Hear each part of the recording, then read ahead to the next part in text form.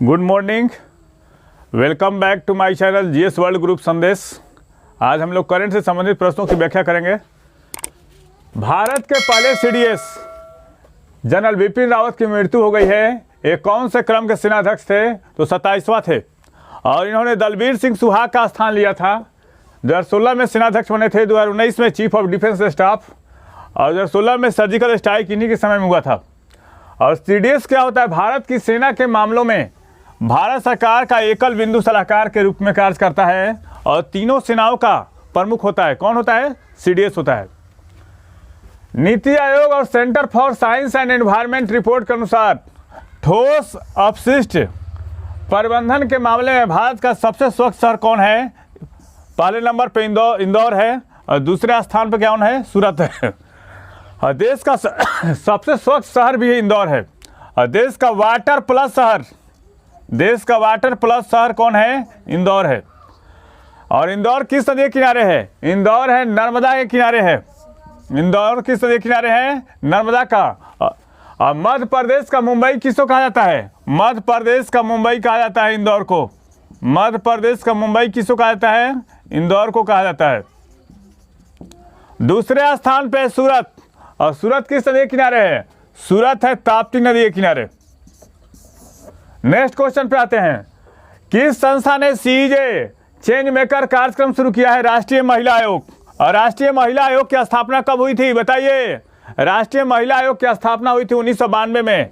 अभी निवर्तमान अध्यक्ष कौन है? रेखा शर्मा। निवर्तमान अध्यक्ष कौन है? रेखा शर्मा है। और इस कार्यक्रम का उद्देश्य क्या है? इसका उद्देश्य जमीनी स्तर की महिला राजनीतिक नेताओं के बीच नेतृत्व कौशल में सुधार लाना है। मतलब उनको पहली पंक्ति में लाना है, जो जमीनी स्तर पे जो वर्कर है पॉलिटिकल पार्टियों के, उनके लिए। और इस कार्यक्रम में उस महिला को फायदा होगा जो राजनीति में अपनी पहचान बनाना चाहती है।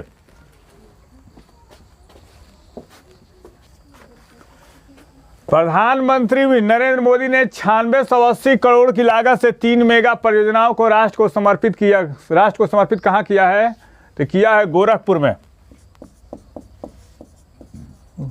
गोरखपुर।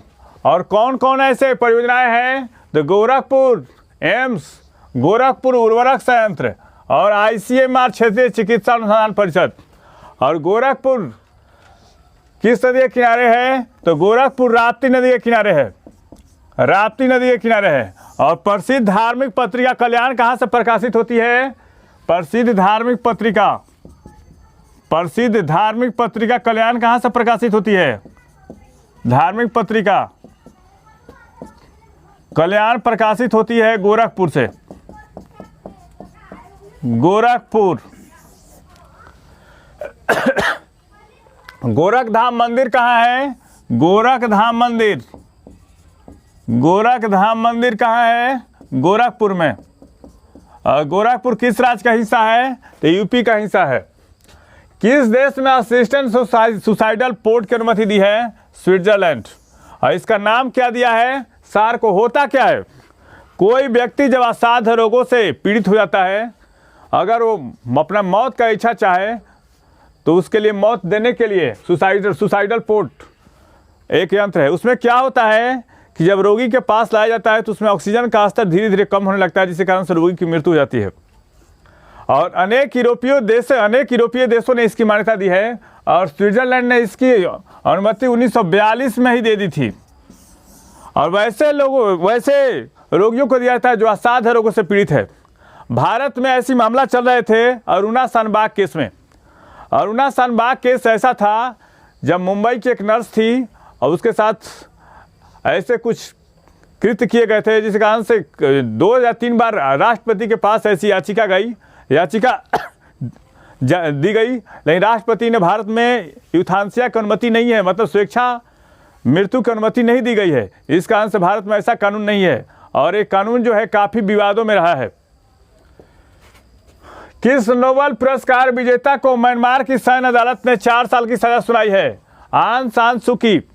और ये म्यांमार की स्वतंत्रता दिलाने वाले जनरल आंग सान की बेटी हैं और इनकी हत्या कर दी गई थी इनके पिताजी का। और इनके पार्टी का नाम है नेशनल लीग फॉर डेमोक्रेसी। इनके पार्टी का नाम है नेशनल लीग फॉर डेमोक्रेसी।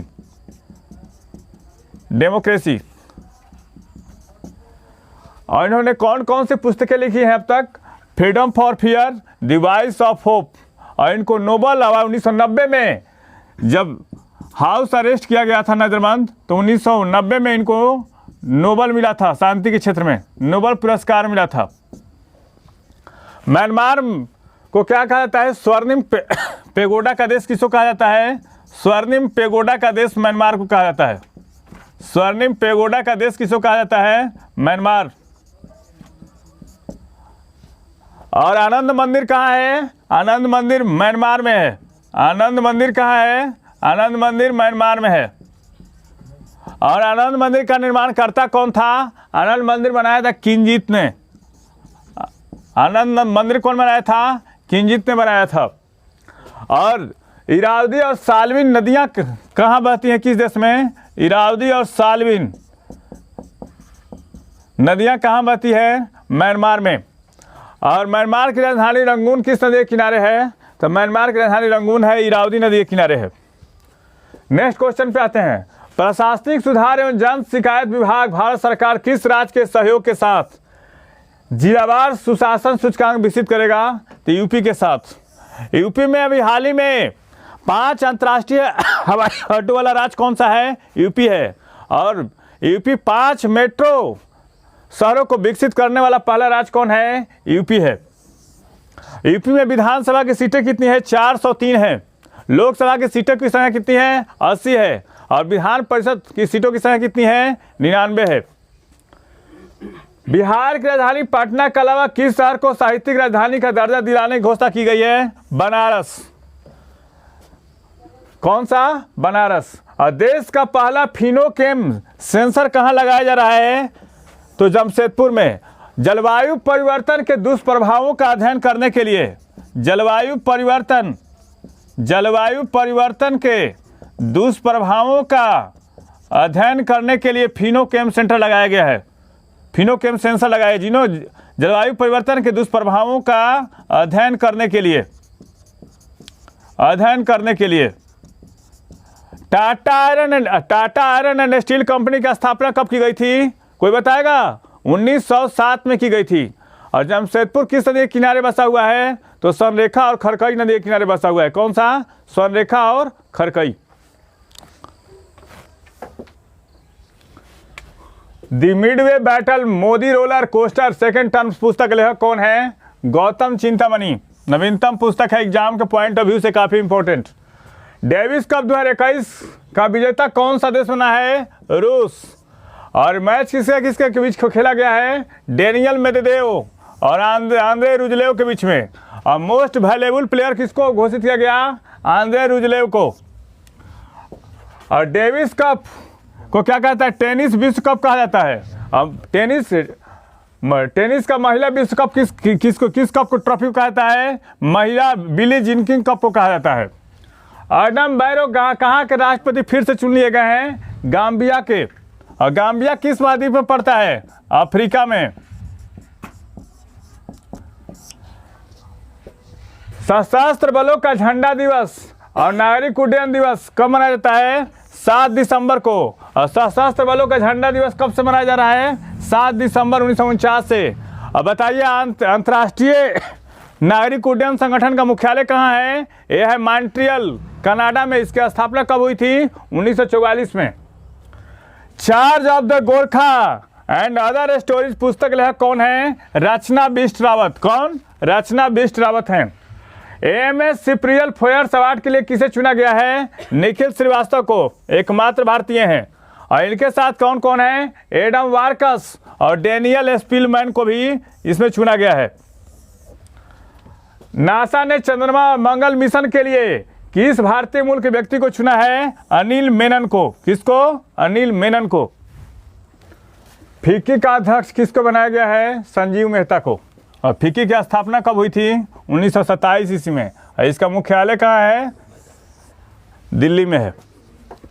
और इसका फुल फॉर्म क्या होता है? Federation of Indian chambers of commerce and industry होता है।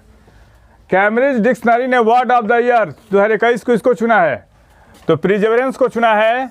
और ऑक्सफोर्ड डिक्शनरी ने किसको चुना? वैक्स को। और कोलिंस डिक्शनरी ने किसको चुना है? एनएफटी को। और मरियम वेबस्टर ने किसको चुना है? वैक्सीन को। 56वां ज्ञानपीठ पुरस्कार 2021 किसको दिया गया है? नीलमणि फुकन को दिया गया है। और ज्ञानपीठ पुरस्कार कब से दिया जा रहा है? 1965 से। वीरेंद्र कुमार भट्टाचार्य और इंदिरा गोस्वामी, वीरेंद्र कुमार भट्टाचार्य को मिला था 1979 में, और इंदिरा गोस्वामी को 2000 के बाद तीसरे असमिया साहित्यकार हैं। विश्व एलपीजी एसोसिएशन के भारतीय अध्यक्ष कौन बने हैं? श्रीकांत माधव बैत। कौन बने हैं? श्रीकांत माधव बैत। और फेनेक्स 2021 क्या है? यह बिम्स्टेक के सदस्य देशों के मानवीय सहायता और आपदा राहत अभ्यास है। और इस अभ्यास का आयोजन कब किया जाएगा? 20 से 22 दिसंबर को पुणे में होगा। अब बिम्स्टेक की स्थापना कब हुई थी? 1997 में हुई थी बिम्स्टेक की स्थापना। और इसका फुल फॉर्म क्या होता है? Bay of Bengal initiative for multi sectoral technical ई इकोनॉमिक कोऑपरेशन होता है। इस चैनल के माध्यम से सही विषयों का तत्परक विश्लेषण किया जा रहा है। आप इस चैनल से जुड़िए, लाइक कीजिए, सब्सक्राइब कीजिए। धन्यवाद।